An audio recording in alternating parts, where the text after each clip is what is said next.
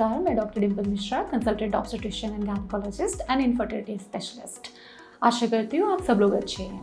आज की इस वीडियो में हम लोग बहुत ही एक नॉर्मल और कॉमन टॉपिक के बारे में बात करेंगे। काफ़ी कपल्स आते हैं जो बोलते हैं कि हमारा ब्लड ग्रुप मीन्स हस्बैंड और वाइफ का ब्लड ग्रुप जो सेम है, तो इससे हमारे आने वाले बच्चे पे या हमें कंसीव होने में कुछ प्रॉब्लम होगी क्या। काफ़ी कपल होते हैं जो शादी के पहले जो है अपना ब्लड ग्रुपिंग कराते हैं, उनका ब्लड ग्रुप सेम होता है तो डॉक्टर के पास जाते हैं कि अब हमारा ब्लड ग्रुप तो सेम है, इसके लिए कुछ प्रिकॉशन लेना होगा ताकि हमारे आने वाले प्रेगनेंसी में, आने वाले बच्चे में कुछ प्रॉब्लम ना हो। तो आइए इस बात को जानेंगे कि अगर हस्बैंड वाइफ का ब्लड ग्रुप सेम होता है तो अबॉर्शन की रिस्क बढ़ जाते हैं क्या, बच्चे में जन्मजात बीमारी के रिस्क बढ़ जाते हैं क्या, या इसके अलावा कंसीव करने में मतलब प्रेगनेंसी होने में कुछ प्रॉब्लम होती है क्या। हम लोग इस वीडियो में जानेंगे कि इस बात में कितनी सच्चाई है। उसके पहले हम लोग जानेंगे कि ब्लड ग्रुप क्या होता है, इसके कितने कॉम्पोनेंट होते हैं। तो ब्लड ग्रुप जो है, ब्लड ग्रुप के दो कंपोनेंट होते हैं। पहला कंपोनेंट होता है डिवाइडेड 4 फॉर्म में, इसको कहते हैं ए बी और ओ। इस हिसाब से ब्लड ग्रुप का डिवीज़न होता है। दूसरा कंपोनेंट आता है RH factor.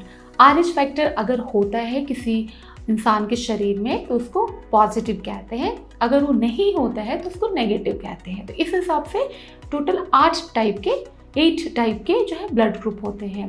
A positive, B positive, AB positive, O positive, A negative, B negative, AB negative और O नेगेटिव। तो हम लोग जानेंगे कि डिफरेंट ब्लड ग्रुप का हमारे पे क्या इफेक्ट पड़ता है। अब जब एक हस्बैंड वाइफ का ब्लड ग्रुप, मान लीजिए ए होता है वाइफ का, ए पॉजिटिव होता है वाइफ का, बी पॉजिटिव होता है हस्बैंड का, तो जो बेबी होते हैं उनका एक हिस्सा मदर से आता है, एक हिस्सा फादर से आता है। तो उस बेबी का ब्लड ग्रुप जो है AB भी हो सकता है।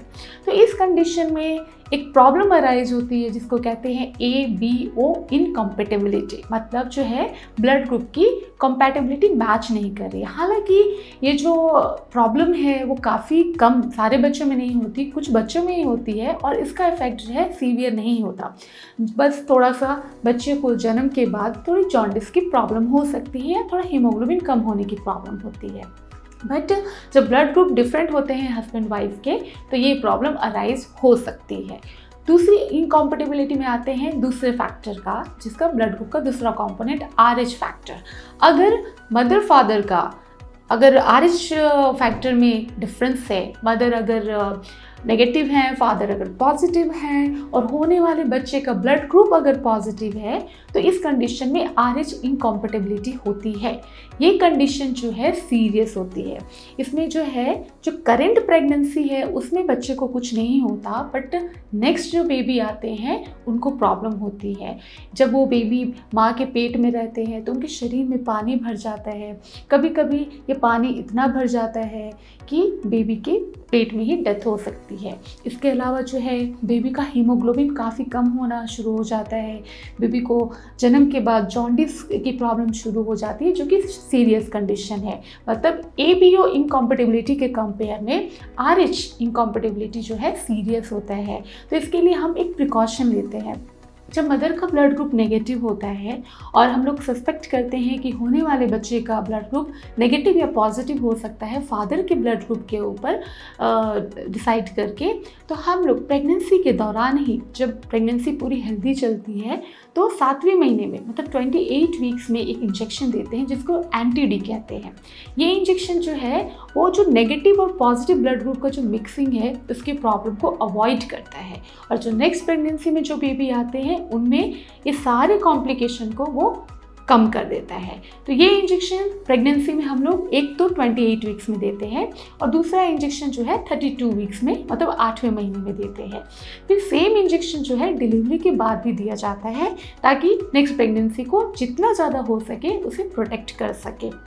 और ये इंजेक्शन अगर प्रेगनेंसी हेल्दी नहीं है, अनफॉर्चुनेटली अगर अबॉर्शन हो जाता है या हम लोग अबॉर्शन कराते हैं जब बेबी में कुछ प्रॉब्लम होती है, तो उस एनी प्रेगनेंसी इवेंट के बाद अबॉर्शन हो, नॉर्मल प्रेगनेंसी हो, उस कंडीशन में या एक्टोपिक प्रेगनेंसी हो, हमें एंटी-डी देना पड़ता है ताकि हमारा नेक्स्ट जो आने वाला बच्चा है उस पर इस प्रॉब्लम का कुछ इफ़ेक्ट ना पड़े या तो उसको कम किया जा सके।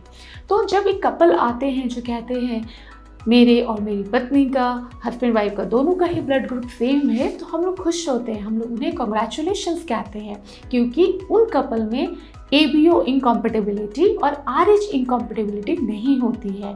तो ऐसा बिल्कुल ये मिथ है कि अगर हस्बैंड वाइफ का ब्लड ग्रुप सेम होता है तो अबॉर्शन के चांसेस बढ़ते हैं, कंसीव करने में चांसेस की प्रॉब्लम होती है और बेबी को जन्मजात बीमारी की प्रॉब्लम हो सकती है। ये सरासर मिथ है। इनफैक्ट सेम ब्लड ग्रुप होने से सारी प्रॉब्लम जो है वो सॉल्व हो जाती है। इसमें ना ही कोई बेबी को प्रॉब्लम होती है, ना ही मदर और ना ही फादर को प्रॉब्लम होती है। तो काफ़ी ये ट्रेंड होता है कि शादी कराने के पहले जो है कपल अपने अपना ब्लड ग्रुपिंग का टेस्ट करते हैं जानने के लिए कि नेगेटिव है कि पॉजिटिव है। तो ये ठीक है, आप अपना ब्लड ग्रुप टेस्ट कर सकते हो, बट इससे भी इम्पॉर्टेंट एक पॉइंट होता है HB इलेक्ट्रोफोरेसिस। ये एक टेस्ट है HB HPLC के नाम से, जहाँ पे हम लोग थैलेसीमिया की स्क्रीनिंग करते हैं। थैलेसीमिया जो है एक जेनेटिक डिसऑर्डर होता है, हीमोग्लोबिन का जो हमारा ब्लड होता है उसका एक जेनेटिक डिसऑर्डर होता है। तो अगर ये मदर में अगर पॉजिटिव है या फादर में पॉजिटिव है तो बेबी को कैरियर होने का चांस होता है। अगर मदर या पॉजिटिव दोनों में से कोई एक पॉजिटिव हो थैलेसीमिया के लिए, उसको कैरियर कहते हैं। कैरियर हालांकि जो है कुछ लाइफ थ्रेटनिंग नहीं होता, कैरियर होने में प्रॉब्लम नहीं होती है, बस हमारा हीमोग्लोबिन का लेवल कम होता है। बट जब हम लोग स्क्रीनिंग करते हैं और पाते हैं कि मदर और फादर दोनों ही कैरियर हैं थैलेसीमिया के लिए, तो बेबी को मेजर थैलेसीमिया होने के चांसेस जो है 25% होते हैं। और मेजर थैलेसीमिया में काफ़ी हेल्थ इश्यू होते हैं। जो बेबी हैं उनको बार बार ब्लड ट्रांसमिशन की ज़रूरत पड़ती है और बेबी को फर्दर स्पेशली 4 साल के बाद सर्वाइव होने में भी प्रॉब्लम होती है। तो अगर आपको टेस्ट कराना ही है, अगर आप कंसर्न हैं ही, तो आप शादी के टाइम या शादी के पहले आपको स्क्रीनिंग करानी ही है तो आप थैलेसीमिया की स्क्रीनिंग कराएं। इसके अलावा अगर आप चाहते हैं कि आपके बेबी में कुछ जेनेटिक इश्यू ना हो तो आप या तो अपने क्लोज रिश्तेदारी में शादी ना करें, और अगर ऐसा होता है तो अपने और अपने होने वाले हस्बैंड की जेनेटिक स्क्रीनिंग करा लें। इससे हम लोग अपने बेबी में जो होने वाली जन्मजात बीमारियां हैं उसको अवॉइड कर सकते हैं। तो आज की इस वीडियो में हमने जान लिया कि सेम ब्लड ग्रुप होने से कोई कॉम्प्लिकेशन नहीं होता है। इनफैक्ट सेम ब्लड ग्रुप होने से उसके एडवांटेजेस ज़्यादा हैं और डिसएडवांटेजेस कुछ भी नहीं है। तो आशा करती हूँ आपको ये वीडियो पसंद आया हो। अगर इस वीडियो से संबंधित आपको कुछ डाउट है तो हमें संपर्क करें। धन्यवाद।